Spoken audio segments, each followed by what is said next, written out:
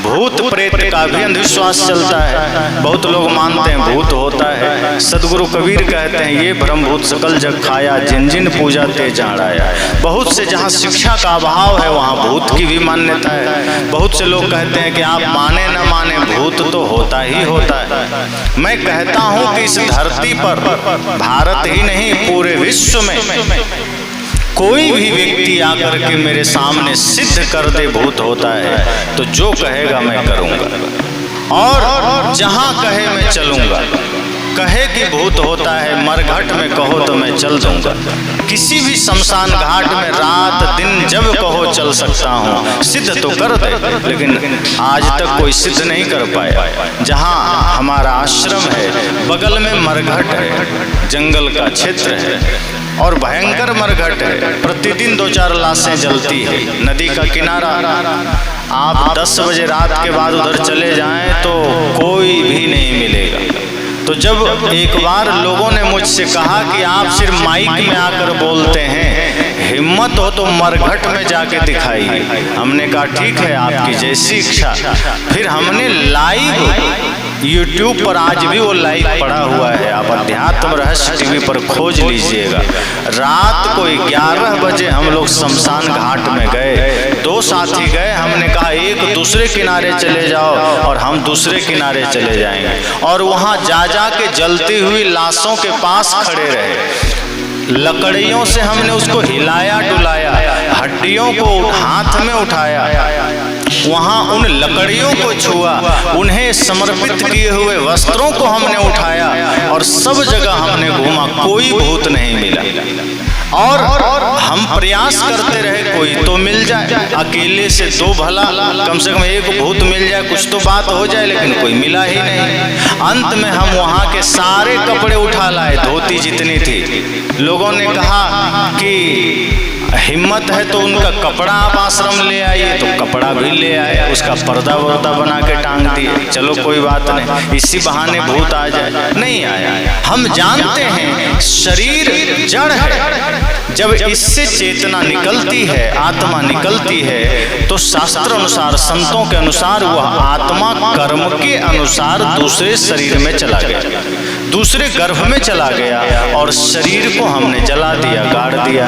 तो जब आत्मा दूसरे शरीर में चली गई, शरीर को हमने जला दिया, तो तीसरा क्या है जो भूत बनकर आएगा? भ्रम के सिवा कुछ नहीं। तो किसी ने कहा नहीं, आत्मा इतना जल्दी गर्भ में नहीं जाती है, वो कुछ समय तक भूत बन के भटकती है। मैंने कहा अपने कहने से हो जाएगा। सारे महापुरुष झूठे हो गए। कहा जाता है बिना शरीर के आत्मा रह ही नहीं सकती है। एक शरीर का कर्म पूरा हुआ नहीं कि दूसरा तैयार हो जाता है।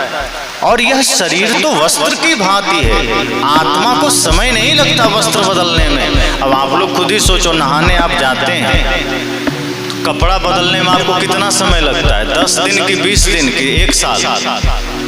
2-4 सेकंड भी नहीं लगता होगा। बल्कि आप जब खुले में नहाते हैं तो गीला कपड़ा आप खोलने से पहले सूखा लपेट लेते हैं, और सूखा लपेटते हैं तब गीला छोड़ते हैं। ऐसा करते हैं? ऐसा ही करते हैं। ऐसा कोई नहीं करता होगा कि गीला उतार के और 2-4 दिन घूमते रहेंगे नंगा, फिर कपड़ा पहनेंगे। कौन करेगा ऐसे? इस शरीर भी तो कपड़ा ही है। जीव दूसरा शरीर धारण करने की पूरी तैयारी में होता है, और इस शरीर को छोड़ा नहीं कि दूसरा धारण कर लिया, दूसरे में चला गया, दूसरे गर्भ में प्रवेश कर गया, और इधर यह शरीर जो पार्थिव हो गया इसे जला दिया गया। तो तीसरा क्या बचा जो भूत बनेगा? कृष्ण भी गीता में कहते हैं कि अंतिम संस्कार अग्नि संस्कार है, अर्थात दाह संस्कार है, जला दिया। इसके बाद जीव की कोई क्रिया ही नहीं बचती है। यहाँ तक कि जो श्राद्ध होता है ये भी पाखंड का ही एक अंग है, उसका कोई जरूरत नहीं। जीव का अंतिम क्रिया, शरीर की अंतिम क्रिया है अग्नि में जला देना या मिट्टी में समाधि दे देना। इसके बाद कोई क्रिया शेष नहीं रह जाती। फिर जो श्राद्ध होते हैं ये सिर्फ पाखंड का एक रूप है, हिस्सा है। और पाखंड का कितना भयंकर है कि आप हमें खाट दे दो, सोने का आभूषण दे दो, गाय दे दो, छाता जूता दे दो, घड़ी मोबाइल दे दो, क्या करोगे? आपके पूर्वज को पहुंचा देंगे। अब पहुंचाता है क्या? आप उसको कुछ भी दान में दे दीजिए, गाय दे दीजिए, और दूसरे दिन देखने जाइए तो पंडित जी के दरवाजे पर बंधी होगी, वहीं पर दान में दिया, वो पूर्वज को दे दिया। आप पलंग दे दीजिए उस पर, पंडित जी का घर के लोग सोएंगे, वो आपके पूर्वज तक नहीं पहुंचाएंगे। तो यह श्राद्ध भी भ्रम है। और दूसरी बात, सदगुरु कहते हैं कि कोई गुजर जाए तो उसके बाद कोई किसी के पास बस नहीं है कि उसको स्वर्ग नरक में भेज दे। जो जीव अपना कर्म करके जाता है, जो जीव अपना जो जीते जी जो कर्म करता है, उसी के अनुसार उसे लोक परलोक मिलता है। अगर अच्छा कर्म करके गया है तो हो सकता है पुनः मनुष्य जीवन मिल जाएगा, बुरा कर्म करके गया है तो कोई निकृष्ट योनि में चला जाएगा। लेकिन अगर वो मर गया है और अब कोई चाहेगा कि बढ़िया श्राद्ध करके उसको स्वर्ग में ट्रांसफर करा देंगे, तो यह सिर्फ भ्रम है, उसके बाद कुछ नहीं हो सकता। जियत न तरे मुए का तरी हो, जीते ही जो न तरे। जिंदा रहते रहते अगर कोई तर गया, जिंदा रहते रहते अगर किसी ने मुक्ति की साधना कर ली, तब तो बात ठीक है। मरने के बाद तो कुछ भी संभव नहीं है कि उसको किया जा सके। अगर जीते जी आपका जीवन स्वर्गमय हो गया, तब तो आप स्वर्ग में हैं और स्वर्ग में जाएंगे। लेकिन अगर जीते जी आपका जीवन नरक बना हुआ है, तो मरने के बाद नाम में भले स्वर्गीय लिख देगा। जो कोई भी मर जाता है तो लिख देते हैं स्वर्गीय फला आदमी। अब किसी ने देखा कि वो स्वर्ग में गया कि नरक में गया, लेकिन लिखना स्वर्गीय ही है। हम अपने से अंदाजा लगा लेते हैं कि स्वर्ग में ही गए होंगे, लेकिन यह तय कौन करेगा कि स्वर्ग में गए कि नरक में गए? वर्तमान कर्म से तय होगा कि उसका वर्तमान जीवन कैसा था। वो प्रेम में जीता था कि सत्य में जीता था, अहिंसा में, करुणा में, या फिर छल में, कपट में, क्रोध में, ईर्ष्या में, द्वेष में। अगर वो सबसे प्रेम रखता था, अगर वो निश्चल मन का था, तो निश्चय ही वर्तमान में भी स्वर्ग में था, मरने के बाद भी स्वर्ग में जाएगा।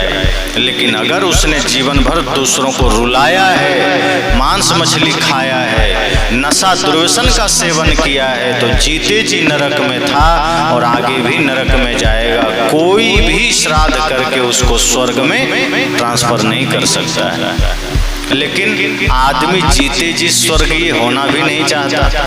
अब किसी के नाम में आप स्वर्गीय लगा दीजिए जिंदे में, तो लाठी लेकर खड़ा हो जाएगा कि हमको तो स्वर्गीय बोल रहा है, हम तो जिंदा हैं। संत कहते हैं क्यों जिंदा रहते स्वर्गीय होना नहीं चाहते, मरने के बाद ही स्वर्गीय होना चाहते हो?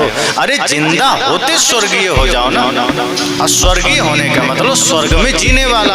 अगर आप जिंदा रहते स्वर्ग जैसा जीवन जी रहे हो, तो जिंदा रहते स्वर्गीय हो जाओ। लेकिन आदमी डर जाता है कि ना ना ना, मरने के बाद भले लिख देना, कोई बात नहीं, जीते जी तो हम नारकीय ही रहेंगे, हम स्वर्गीय नहीं हो सकते। आप देखें कोई गुजर जाता है तो हम क्या कहते हैं, फला आदमी शांत हो गए, मतलब जीवन भर अशांत थे, अब जाके शांत हुए। और किसी जिंदे को कह दीजिए आप शांत कब हो रहे हैं, सोचो क्या हाल करेगा वो। कहेगा तुम हमें मारना चाहते हो, मतलब वो राजी भी नहीं है शांत होने के लिए, पर मरने के बाद वो शांत हो गए। यही तो कहते हैं कि फला आदमी बेचारे शांत हो गए, मतलब जीवन भर अशांत थे। सदगुरु कहते हैं जीते जी शांत हो जाओ, जीते जी ही आप सब कुछ कर सकते हो, मरने के बाद कुछ नहीं हो सकता। तो यह क्रिया भी जो श्राद्ध का है, सदगुरु ने कहा पाखंड है। जीते जी करो, सारे भ्रम पाखंड से मुक्त होना है तो जीते जी अपने हाथों से अपना कर्म करते जाना। पीछे आपका बेटा पोता कुछ नहीं कर सकता, अपनी कमाई आपकी न माई न बाप की। अगर आप अभी कुछ कर ले जाओगे वही आपका है, दूसरा कुछ नहीं कर सकता। अगर आपके सिर में दर्द है और आपसे कितना भी प्रेम आपकी माता जी करती हैं, वो दवा खा लेंगे तो आपका सिर दर्द ठीक नहीं हो जाएगा, क्योंकि आपके सिर में दर्द है। तो सोचो, भौतिक शरीर का दर्द वो नहीं बांट सकती हैं, तो आपके कर्म का दर्द बांट लेंगे क्या? कितना बड़ा भ्रम चलता है यहाँ इसलिए सदगुरु कहते हैं आप जीते जी जो शुभ कर्म करके जाएंगे वही आपको स्वर्ग भेजेगा। अगर जीते जी आपने गंदा काम किया है तो नरक में जाएंगे, चाहे श्राद्ध करो चाहे न करो। तो कृष्ण कहते हैं कि जीव के साथ अंतिम क्रिया वही अंतिम संस्कार है। उसी का नाम कहते हैं कि फला आदमी का अंतिम संस्कार कर दिया गया। जब अंतिम संस्कार नाम ही है तो उसके बाद और क्या क्रिया बच गई। इसलिए कबीर कहते हैं जो पितरों को पूजता है वो पितर को प्राप्त होंगे। 8वें या 9वें अध्याय में कृष्ण गीता में कहते हैं। इसलिए पितर को पूजना भी मना किया उन्होंने।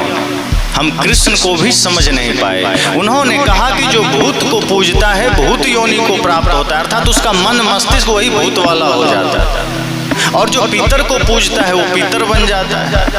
पर अगर आप सच में इंसान बनना चाहते हैं, आप सच में भगवान बनना चाहते हैं तो ज्ञान की उपासना करिए, साधना करिए, सत्य अहिंसा प्रेम करुणा को धारण करिए। और जब इन्हें आप धारण करेंगे तब आप सत्य के साधक बनेंगे, आप आनंद के मालिक बनेंगे, फिर आपके जीवन में आनंद होगा। तो तमाम भ्रम और पाखंड से मुक्ति का मार्ग सदगुरु कबीर का ज्ञान है। जब हम उसे जीवन में धारण करेंगे तो एक एक भ्रम मिटेंगे।